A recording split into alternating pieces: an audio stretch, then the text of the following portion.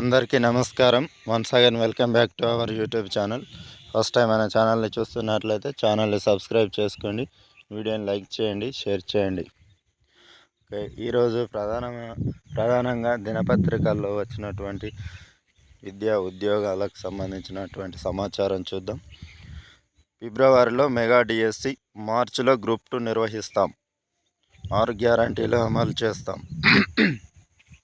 నిరుద్యోగులకు ఉద్యోగ అవకాశాలు అంటూ మంత్రి కోమటిరెడ్డి వెంకటరెడ్డి గారు వ్యాఖ్యానించడం జరిగింది. వచ్చే నెలలో మెగా డిఎస్సి వేసి టీచర్ పోస్టులను భర్తీ చేస్తామని మంత్రి కోమటిరెడ్డి వెంకటరెడ్డి అన్నారు. ఇచ్చిన హామీ మేరకు ఉద్యోగాల భర్తీ కోసం కసరత్తు చేస్తున్నామని అన్నారు. ఈ విషయంలో కాంగ్రెస్ ప్రభుత్వం చిత్తశుద్ధితో పనిచేస్తుందని అన్నారు. ఇక పార్లమెంట్ ఎన్నికల్లోపే నోటిఫికేషన్. ఎన్నికల్లో ఇచ్చిన హామీ మేరకు ఉద్యోగాల భర్తీకి సీఎం రేవంత్ రెడ్డి వడివడిగా అడుగులు వేస్తున్నారు. ఓవైపు 6 గ్యారంటీల అమలుపైన కసరత్తు సాగుతోంది. ఇప్పటికే మూసేసిన పాఠశాలలను తెరవాలని సీఎం రేవంత్ రెడ్డి ఆదేశించడం జరిగింది. ఇందుకోసం మెగా డిఎస్సి నిర్వహించాలని కూడా ఆదేశించారు. ఈ క్రమంలో తెలంగాణలోని ప్రభుత్వ పాఠశాలల్లో ఉపాధ్యాయుల పోస్టుల భర్తీకి సంబంధించి ముందడుగు పడింది. లోక్సభ ఎన్నికల షెడ్యూల్ వచ్చేలోపు డిఎస్సి అనుబంధ నోటిఫికేషన్ విడుదల చేసేందుకు విద్యాశాఖ కసరత్తు చేస్తోంది. ఈ మేరకు పదవీ విరమణ చేయనున్న ఉపాధ్యాయుల వివరాలు సేకరిస్తోంది.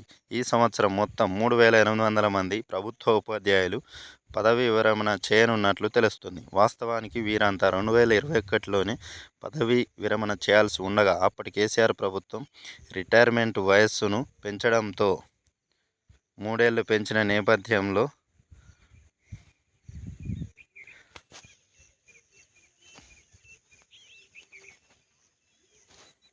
ఇప్పటి వరకు పనిచేస్తున్నారు. మార్చి నెలాఖరు నుంచి పదవీ విరమణలు ప్రారంభం కానున్నాయి.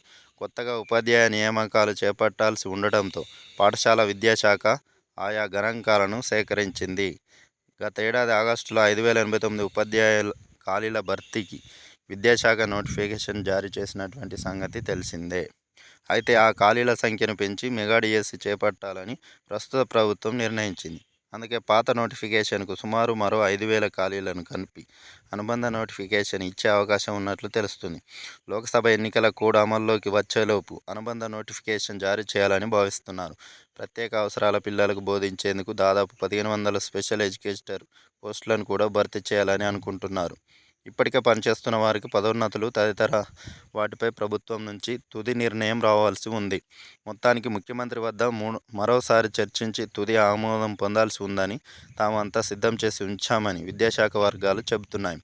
ఈ ఏడాది అత్యధికంగా హైదరాబాద్లో 370 మంది టీచర్లు రిటైర్ కానున్నారు. మేడ్చల్లో 260, ఖమ్మం 240, రంగారెడ్డి 210, సంగారెడ్డి 200, నిజామాబాద్లో 190 మంది ఉన్నారు. అతి తక్కువగా నారాయణపేటలో 40 మంది రిటైర్ కానున్నారు. రాష్ట్రంలో మొత్తం మంజూరైన ఉపాధ్యాయ పోస్టులు 1.22 లక్షలు కాగా ప్రస్తుతం 1.3 లక్షల మంది పనిచేస్తున్నారు. అంటే పనిచేస్తున్న వారిలో ఈ సంవత్సరం 3.7% మంది రిటైర్ కానున్నారు. మార్చి నెలాఖరులో 360 మంది పదవీ విరమణ చేయనుండగా జూన్లో అత్యధికంగా 700 మంది విశ్రాంత ఉపాధ్యాయులుగా మారనున్నారు.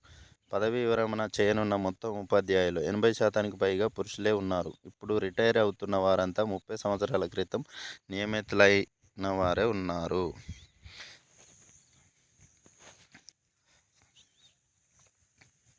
ఇక హారిజంటల్, వర్టికల్ రిజర్వేషన్, మహిళా రిజర్వేషన్ల కేటాయింపుపై నేడు కీలక తీర్పు వచ్చే ఛాన్స్. స్పష్టత వస్తేనే నియామకాల ప్రక్రియ ముందుకు.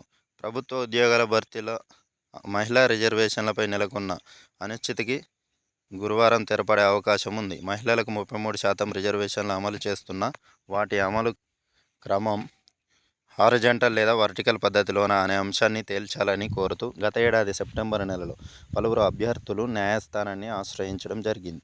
దీంతో టీఎస్పీఎస్సీ సహా తెలంగాణ గురుకుల విద్యా సంస్థల నియామకాల board, Telangana medical and health services recruitment బోర్డులు నియామక ప్రక్రియను నిలిపివేయడం జరిగింది.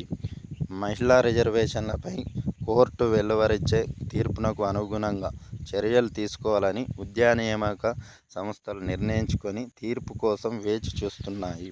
అయితే విచారణలో భాగంగా ఇదే మొదటి కేసు కావడంతో అటు నియామక బోర్డు వర్గాలు, ఇటు నిరుద్యోగ వర్గాలు ఉత్కంఠగా ఎదురుచూస్తున్నాయి. ఒక నెలలో 5వసారి మహిళా రిజర్వేషన్ల అమలు కేసు ఒక నెలలోనే 5వసారి బెంచ్ ముందుకు రావడం గమనార్హం. పలుమార్లు విచారణకు రాగా నియామక సంస్థలు ప్రత్యేకంగా న్యాయవాదిని నియమించుకున్నాయి. అయితే కౌంటర్ పార్టీ కొంత సమయం కావాలంటూ న్యాయమూర్తిని అడగడంతో పలుమార్లు వాయిదా పడింది. ఈ నెల 5వ తేదీన కేసు విచారణకు వచ్చింది. అప్పుడు కూడా కేసు వేసిన పార్టీ కొంత సమయం కావాలని అడిగింది.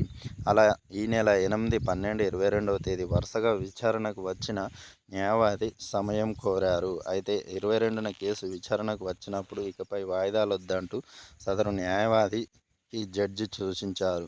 దీంతో ఈ నెల 25కు కేసు వాయిదా పడింది. అయితే ఈ కేసు ప్రాధాన్యతలోనూ ముందు వరుసలో ఉండడంతో రిజర్వేషన్లపై తీర్పు వెలువడే అవకాశం ఉన్నట్లు తెలుస్తోంది.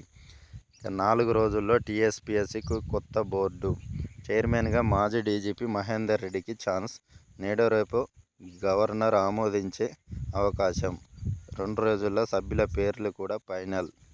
గవర్నర్ తమిళసైతో CM Revanth Reddy, deputy CM Bhatti Vikramarka భేటీ అయ్యారు. రిపబ్లిక్ డే వేడుకలకు ఆహ్వానించడం జరిగింది. టీఎస్పీఎస్సీ చైర్మన్ సభ్యుల నియామకం పైన కూడా చర్చించడం జరిగింది. సరైన పేర్లు ప్రతిపాదిస్తే వెంటనే ఆమోదిస్తానని గవర్నర్ తెలపడం జరిగింది.